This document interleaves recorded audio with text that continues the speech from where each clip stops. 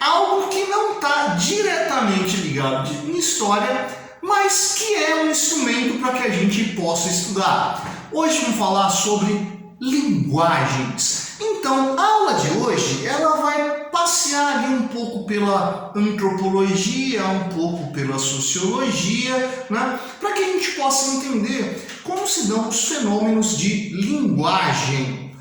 Então, primeiro vamos lá. Primeiro vamos tentar entender o que é linguagem. Linguagem é um instrumento de comunicação entre dois indivíduos. Essa linguagem é construída socialmente e se estrutura como um sistema de codificação e decodificação de signos. Então, traduzindo, linguagem é um fenômeno social. Porque não existe linguagem se você não tiver um meio social onde as pessoas possam se comunicar. E como se dá essa comunicação? Se dá através de uma estrutura chamada de signo, certo? Esquece signo do zodíaco, não é disso que a gente está falando lá. Que raio de signo é esse? Signo é uma estrutura, né, composta de uma forma e de uma essência que tornam ela completa, né? Por exemplo, se eu falar para você chave, né, você pode pensar numa série de chaves diferentes. Mas de que chave eu estou falando? Eu estou falando dessa chave, desse moinho de chave que eu tenho aqui na minha mão. Você pode ter pensado numa série de espécies de chave quando eu falei a palavra chave. E isso por quê? Porque eu e você estamos nos comunicando dentro de uma língua falada que é o português. Quando eu falo a palavra chave, né, na sua cabeça se compõe uma imagem que pode ser algo parecido com isso ou diferente, mas que cumpre a mesma função, certo? Assim como se eu falasse bicicleta, assim como se eu falasse violão, ou seja lá o que fosse, certo? Quando eu faço o barulho chave, bicicleta ou violão, o que eu estou fazendo é lançar um código que você, que compreende a minha linguagem, vai decodificar dentro da sua cabeça em cima de uma forma, em cima de uma essência, certo? Mas o que eu estou falando aqui o que eu estou fazendo quando eu falo chave, bicicleta ou violão? Eu estou simplesmente emitindo ruídos. Eu estou só fazendo barulhos. Mas que esses barulhos são dotados de um significado para você. Volta à estrutura do signo para a gente entender. Então lá, o que é um signo? O signo é algo composto por um significante. Significante é a forma. E um significado. Significado é a essência. Então, quando eu falo chave, a forma é o barulho, é o som. Chave. A essência é a ferramenta utilizada para destrancar alguma coisa. Uma porta, um cadeado, um baú, uma tranca qualquer. Certo? A essência é o que a coisa é em si. A forma, o significado, o significante é o composto, né, que dá a imagem do signo apresentado. Nossa, de que me serve isso? Vamos lá. Vamos trabalhando aqui essa ideia da comunicação feita através da linguagem para a gente perceber o quanto isso pode ser extremamente plural. Então, a partir do tipo de comunicação feito pela linguagem oral, né? Mas a linguagem ela pode se manifestar de uma série de formas. A gente pode falar da relação imediata da linguagem oral com a linguagem escrita. né? A gente pode falar, por exemplo, uma linguagem imagética. A gente pode relacionar, por exemplo, a imagem ligada à vestimenta, né? Ao tipo de objeto que a pessoa carrega consigo e como isso estabelece uma relação de comunicação. Vamos para os exemplos para a gente entender legal isso aí, tá? Os cristãos possuem um símbolo muito comum, né, que nem todo cristão usa, mas que todo cristão reconhece, que é a cruz, né? Símbolo, né, que remete lá à paixão do Cristo, à morte do Cristo na cruz, o que dá significado à cristandade. E muitos cristãos carregam esse sinal pendurados no pescoço, né? Bom, o que é a cruz ou o crucifixo? A cruz, ela é um signo completo. Ela tem um significante, a forma de cruz, pendurada no pescoço de alguém. E ela tem um significado. Aquela pessoa que carrega a cruz é um devoto do Cristo. É alguém que segue o cristianismo. Legal? Por que eu estou usando o símbolo da cruz? Né? Porque eu resolvi pegar esse signo para a gente entender como um signo pode se transformar, como um signo pode ser absorvido e ressignificado.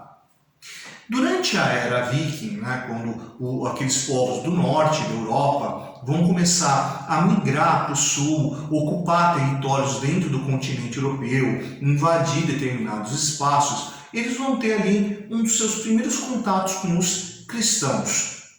Os vikings não utilizavam símbolos da sua religião, mas é a partir do contato com os cristãos que alguns grupos vikings vão começar a utilizar, né, carregado ali no peito, o martelo de Thor, o Mjolnir, né? Então, de uma forma muito semelhante ao crucifixo pendurado no pescoço, alguns vikings vão começar a carregar esse martelo de Thor, né? Que era, na verdade, uma afronta aos cristãos. Porque, enquanto a cruz era um instrumento de suplício que matou Jesus, o Mjolnir, o martelo de Thor, era a arma de Thor, né? A ferramenta que Thor utilizava para matar as outras pessoas, as outras divindades, as outras criaturas, né? Então, carregar no pescoço o Mjolnir era meio que uma sátira, quase que uma ofensa aos cristãos. Isso aqui, olha, o meu Deus é melhor do que o seu. Enquanto o seu morre e você carrega um símbolo da morte do seu Deus, eu carrego um símbolo da arma que o meu Deus utiliza para matar, né? Se o meu Deus encontrasse o seu Deus, mataria ele na martelada, ou algo do gênero, certo? O que acontece nesse contato entre cristãos e vikings? Os vikings absorvem um elemento da cultura cristã e criam um signo para a sua cultura, o Mjolnir, né? Não que o Mjolnir não existisse, né? Mas o Mjolnir como pingente, pendurado no pescoço, como esse símbolo de superioridade da cultura viking sobre a cultura cristã. Outras formas de comunicação, nessa interação entre estruturas de signos de uma cultura em relação à outra, vão se apresentar durante a história.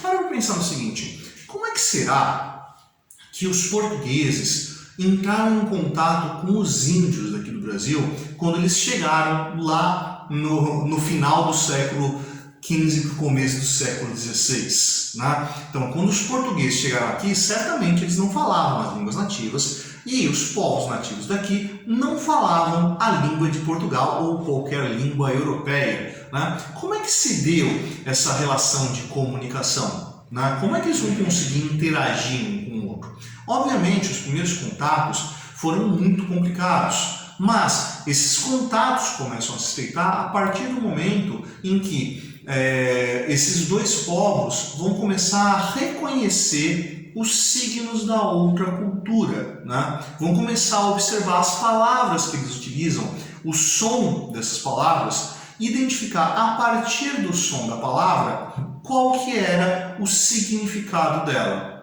né? Alguns vão acabar sendo extremamente específicos, né? Por exemplo, pega lá a quantidade de palavras que foram absorvidas pela língua portuguesa a partir do contato com os índios. Muitas dessas palavras se dão em cima dos objetos que eles encontraram aqui. Por exemplo, frutas, né, legumes que eles não conheciam, como por exemplo a batata, o abacaxi, o abacate, o cacau, né? Então, obviamente, como eram coisas que não existiam um equivalente dentro da relação europeia, né, a palavra foi absorvida como um todo. Em outros casos, a palavra acabou servindo para relacionar com a linguagem que os europeus falavam, né, para que existisse ali alguma forma de tradução, né?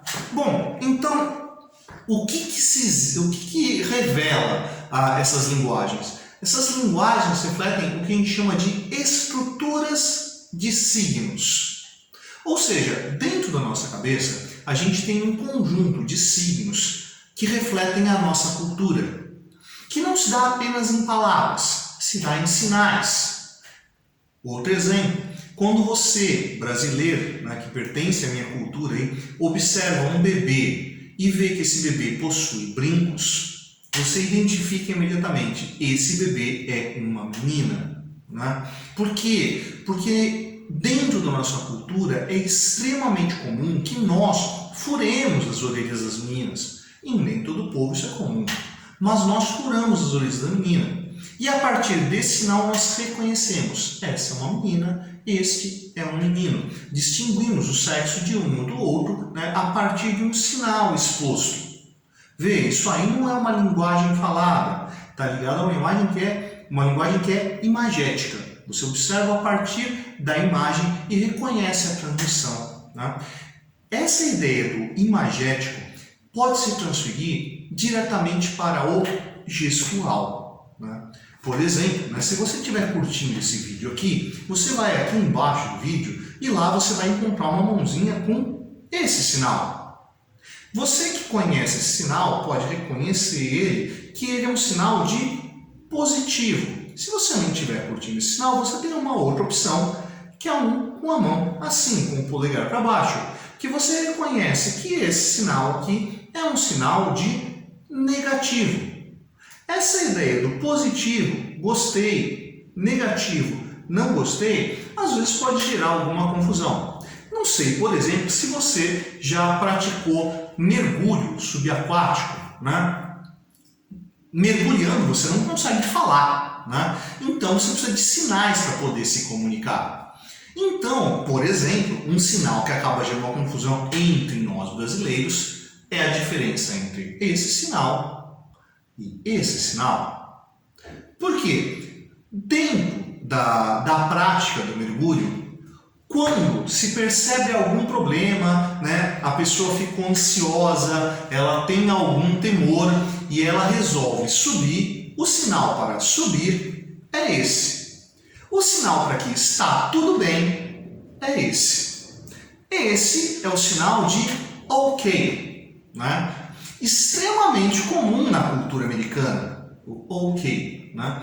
Que para nós, no Brasil, não faz muito sentido. O equivalente é isso aqui. Então, entre mergulhador novato, é muito comum, né, dentro da comunicação embaixo d'água, alguém fazer esse sinal e um instrutor levar todo mundo para cima e perguntar qual é o problema. Nada, só estava dizendo que estava tudo bem. Não, esse é o sinal de tudo bem. Esse é o sinal de subir. Esse é o sinal de descer.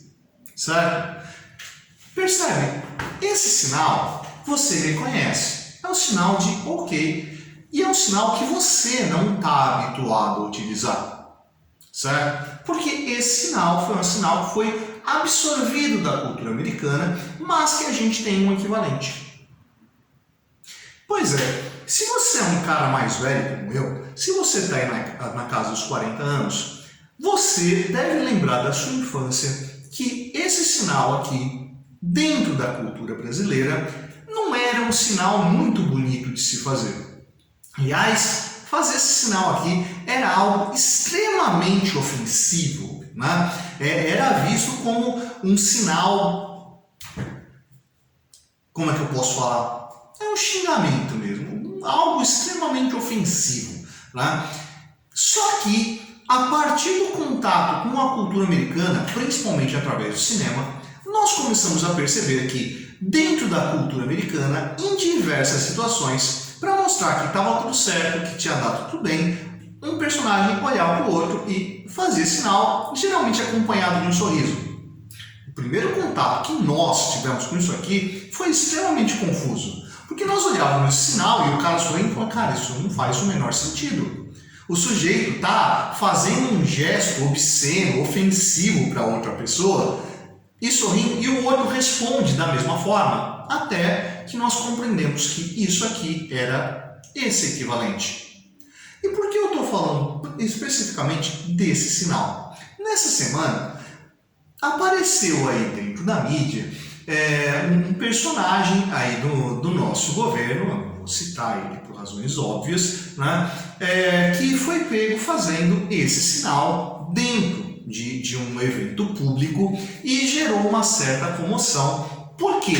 Porque esse sinal, além do sinal de ok, além desse sinal, né, ofensivo, obsceno, que perdeu o seu significado e absorveu o outro, apesar de manter o mesmo significante, né, possui hoje também um terceiro sinal que surgiu de uma forma bastante pitoresca, né? Surgiu dentro desse mundo que a gente está, que é o mundo da internet, né? Algum troll de internet em algum momento resolveu fazer uma brincadeira, né? Aproveitando desse sinal muito popular dentro da cultura americana, né? Ele resolveu brincar que, olha, existe ali um grupo de pessoas, né? Um grupo de pessoas preconceituosas, de supremacistas brancos, white power, né? Que para se comunicar entre eles estão utilizando esse sinal, que forma ali, né, um W e um P.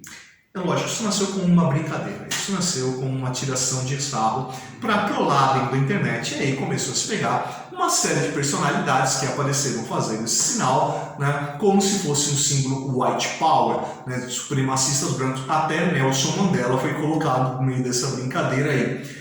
Mas grupos supremacistas brancos olharam para isso e falaram, olha, a gente pode absorver esse signo para nós e isso pode ser um sinal entre nós, né? Alguma forma de identificar que somos parte do mesmo grupo.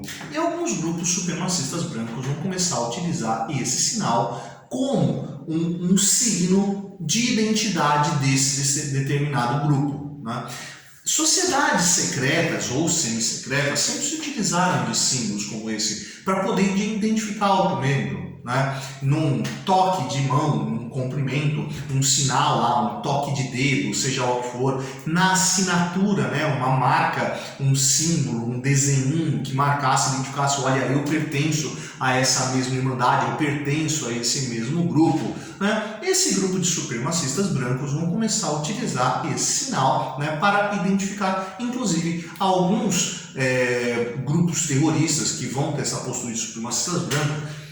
Quando presos ou dentro de tribunal, né, quando foram fotografados pela imprensa, vão acabar utilizando esse símbolo, não só nessa posição, mas em outras posições, né, identificando como membro daquele grupo. E, né, alguém aí dentro do nosso governo acabou utilizando desse sinal, né, esfregando ali dentro da coletiva de imprensa, né, de uma forma bastante esquisita, de uma forma bastante não natural, né? E, né, talvez apenas ali uma coincidência ou mesmo fazendo uma trollagem, vai saber quem sou eu para julgar quem é que estava fazendo isso aí, né? Mas que foi reconhecido, né, e que levou ali a um desconforto político, né? Então, vê, os sinais que a gente usa para comunicação vão compor esses signos que vão pertencer a um conjunto de culturas e que podem